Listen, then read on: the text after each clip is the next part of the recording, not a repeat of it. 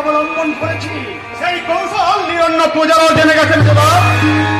প্রজারা জেনেছে, কি জেনেছে প্রজারা? রানা যে অর্থ তোমার হাতে তুলিয়ে দিয়েছিল, তুমি তা প্রজাদের মধ্যে বিলিয়ে দাওনি। তাই এই দুর্ভিক্ষ। প্রজারা শয়তান, তাই আমার নামে মিথ্যে কলঙ্ক রটাচ্ছে। ওরা জানে না এ দুর্ভিক্ষ রানী মীরাবাইয়ের সৃষ্টি। তাই তো মেবারের রানী তুলে দিচ্ছে প্রজাদের মুখে পরমান্ন। পরমান্ন? হ্যাঁ, ময়ূরতার পরমান্ন মেবারের প্রজারা খাচ্ছে। এ কথার অর্থ? অর্থ সহজ, ময়ূরতার মানুষজন খালি হাতে তাদের দেশের মেয়েকে দেখতে আসেনি। সবাই সবাই এসেছে এক বাটি করে পরমান্ন নিয়ে। সে আর কতটুকু? তাতেই তৃপ্তির সঙ্গে সকলের পেট ভরে গেছে। কিন্তু কিন্তু যে এক বাটি পরমান্ন, সে এক বাটি পরমান্নই রয়ে গেছে, এতটুকুও কমেনি। রাত্রসিংহ!